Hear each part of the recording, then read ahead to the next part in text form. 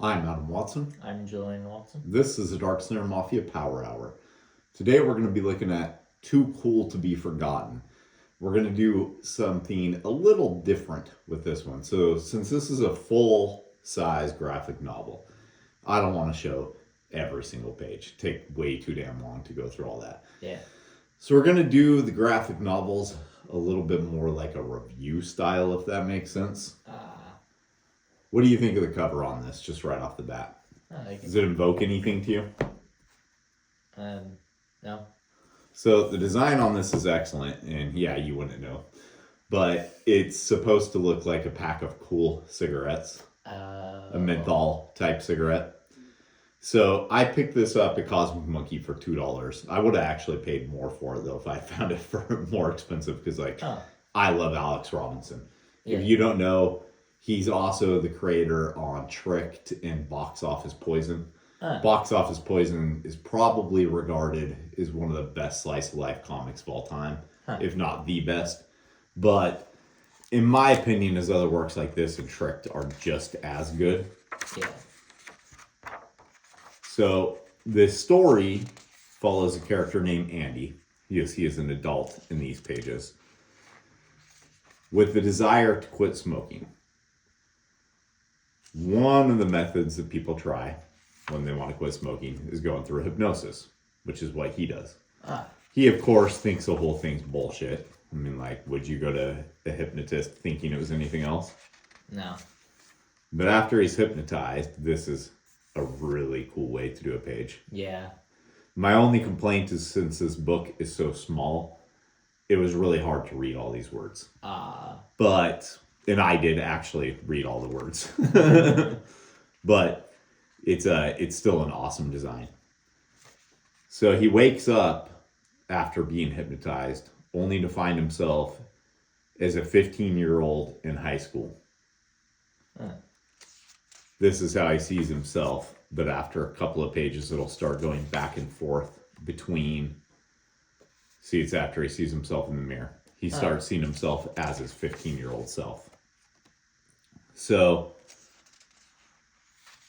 finding himself in his 15-year-old body, he's trying to do all the things you do if this were actually time travel. Yeah. Don't mess with the past, but at the same time, he doesn't actually remember most of the things. Like, his notebook is full of math equations in this boring math class. So he knows he must have known how to do it, but he doesn't remember how to do it. Yeah. So his friends are all planning on going to a party, and he does something different than what the past version of himself does. He actually works up the balls to ask a girl to go to a party with him, and she says yes. So now he thinks she would have said yes all along, but this is just in his mind. So, it's hard to say. Yeah. So as he thinks on the party, though, he remembers this is the first time he ever had a cigarette. So now he's wondering if the only thing he has to do is just not smoke that first cigarette at the party, and then he'll wake up no longer a smoker. If only it worked that way, right? Right. So eventually, school ends, and he's got to head home for the day. Only to find that he was a little pervert with all these posters on his wall when he was 15. He seems like he has a good relationship with his mom, but he's showing her affection as though he's the 40-year-old self, not the 15-year-old self. So she's taken it a little bit by surprise. Yeah. You'll notice there's a family member that's talked about in these parts, but is actually absent, and he doesn't seem to pay it much mind. He talks about his brother, and you don't see the brother, but you assume he's graduated, moved on. Yeah. His dad, though, is talked about as though he's just isolated in a room.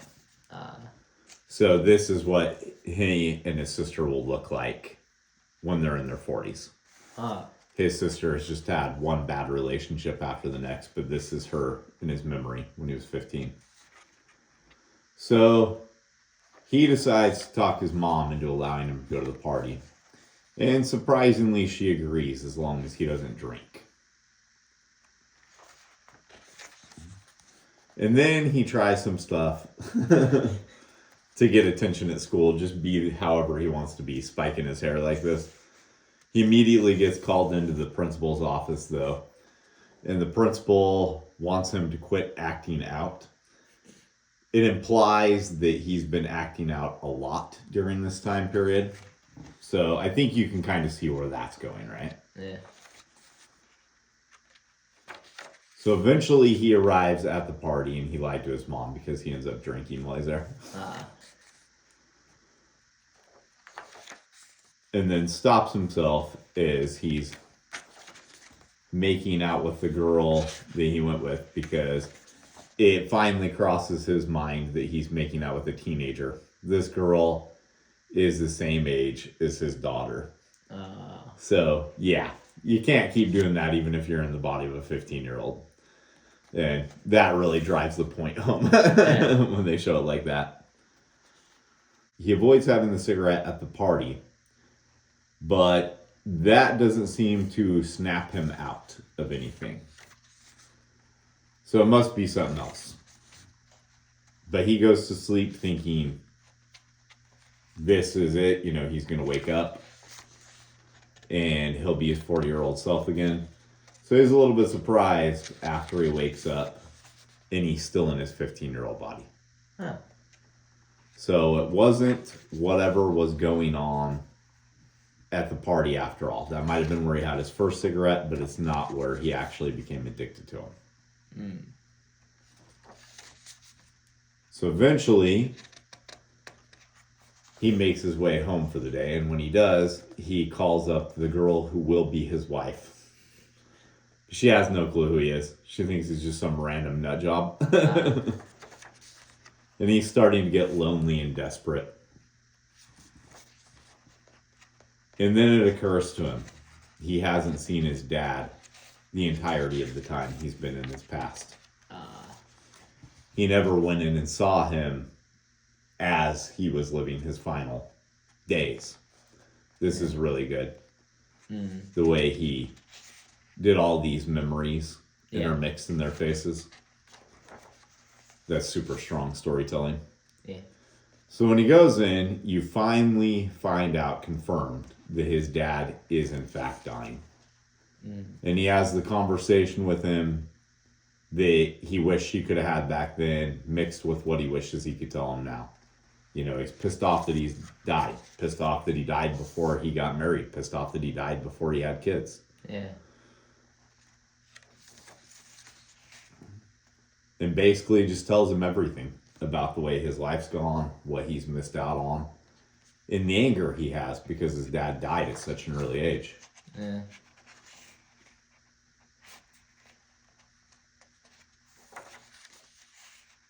But eventually, that's a way to work through something, right? Yeah. So he wakes up after confronting his dad, and he thinks he's cured. Is he? I don't know. He is for the sake of this book, though. Yeah. And I hope he stayed that way, just for the record. Yeah. So I give this book my highest possible recommendation. Yeah. I'd actually give anything by Alex Robinson my highest possible recommendation.